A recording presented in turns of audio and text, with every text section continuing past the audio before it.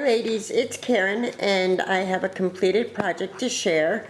I created a canvas, or altered a canvas. It looked just like this one. It's a little 6x6 canvas, and I think these are the ones that you could get at Target at one time in the dollar spot. But anyway, obviously I went over the canvas a couple of times with gesso to go over the cute little image there. It's one of the you know, a kid's canvas, but it worked perfectly. So that's what I used, and the paper collection that I worked with is the Divine Paper Pack by Jody Lee for Prima. Really sweet papers in here. I'm sure you've all seen it. And the paper that I used was this one with the cute little gypsy girl, and just really sweet colors, soft muted colors. I also used the sheet, the cutout sheet, you know, with the banners. So this is what I created, and I did this yesterday.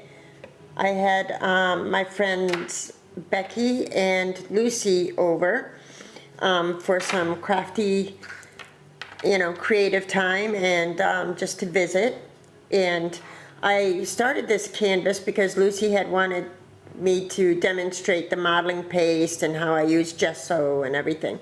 So I started this canvas, and like I said, the first thing I did was paint it a few times with gesso, and then I used this color by Folk Art. It's the metallic ice blue, and I actually mixed it a little bit with gesso to give it more of a washed out color, to, you know, make it more soft, to match the softer tones in the papers. So it came out really sweet, and I did the sides, you know, painted the sides and everything else. So just really cute, colored, and it came out really sweet mixed with the gesso.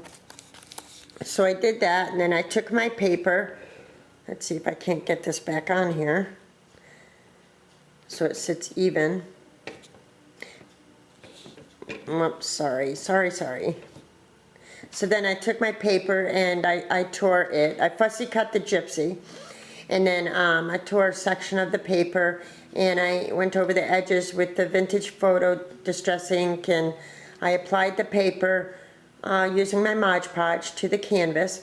And then I used my Art Is template. The 6x6 template looks like this with my modeling paste, really sweet. And I went over almost the whole canvas with the modeling paste, all the way down, if you could see that. So I did that, and then I stamped out the hot air balloon, and from using my hot air balloon stamps, and I used the Jenny Bolin Weathered Vein ink to stamp it out. I had tried to stamp it with black Memento ink, but of course that was too dark for the canvas, and also the brown Memento was too dark.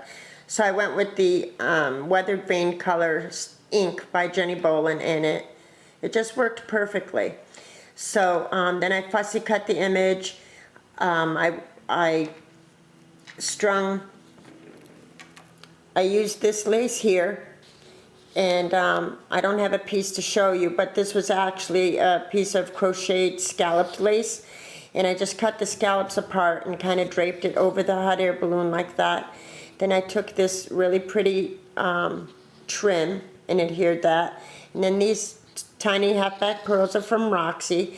Thank you so much, Roxy. This is why I love these tiny halfback pearls, because they work so perfectly in the smaller projects. So then I just added the pearls, and then you know, of course I fussy cut the girl and my pennants for the banner, and I added this lace here and some here and over here as well, and I added that lace to kind of mimic clouds, you know, behind the hot air balloon. I adhered the hot air balloon using thicker dimensionals than what the Gypsy is, because I wanted the hot air balloon to be more in the forefront. And although the Gypsy is on dimensionals and so is the pennants, I wanted her to be more like in the background. And I don't know if the video is showing, you know, showing that so much, but you know, you can you know, you can tell that she's that the balloon is like more in the foreground. Anyway, so and to put the Gypsy on dimensions, I used a piece of cardboard and laid her down, and then I strung my pennants on this piece of string, and then I used regular dimensionals and adhered it, you could see. And then the hot air balloon is on larger dimensionals. So anyway, and then I added my flowers. They're all I Am Roses, and these are really sweet, soft color yellow and a white gardenia. And then to get this texture here, and the texture that you see within the flowers, that like stucco texture here, and up here, and here, and on the different, you know, I accented the balloon, and I accented the pennants and the Gypsy with that same texture. That is actually, I mixed some acrylic paint with some sand, and I got that technique from Linda. She's Faithy Chick 777, and it looks like this, and it actually feels a lot like and comes off a lot like snow text, you know, stuff that you could buy at, you know, Michael's or Joann's, but it's a really sweet technique in that you can mix any color acrylic paint with the sand to get any color texture you want. I mixed the warm white acrylic paint, and that is the result. So I thought it came out really sweet, and then after I adhered my flowers, I sprayed them just very slightly with the Whale Watch Blue Lindy's spray, and then I went over everything with the scintillating silver to give it a little bit of shimmer, and I don't know if that's coming off either. And the lighting isn't very good today. It's been kind of stormy and cloudy all day, but I hope you can see the detail of the cute little canvas. I thought it came out really sweet, very shabby chic, which doesn't really come naturally to me. You know, I have to work at shabby chic. It's not my it's not what I normally tend to go towards, but I just love the texture. I love how the texture came out all over there.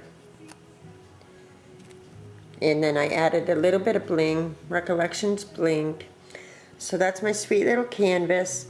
And I wanted to show you also that when Lucy came over, she had brought me another handmade flower, which I really love this one. Thank you so much, Lucy. Look how she made this, and she used some of that lace that she had given me, a large piece of this lace the other day, and she made this gorgeous flower. And then she brought me this huge doily. I mean, it's bigger than 6 by 6. It covers my whole canvas, so I'd say it was more like an 8 by 8. And guess what? She made this doily. She created this. She crocheted this. Oh my gosh. She is so not only talented, she's just like gifted, my friend Lucy. This came out beautifully. I asked her how long it takes her to crochet something like this, and she said this one takes about 4, maybe 5 hours. I couldn't believe it. So it was so generous of her to give this to me. Thank you so much, Lucy. So I really want to save these for my next canvas.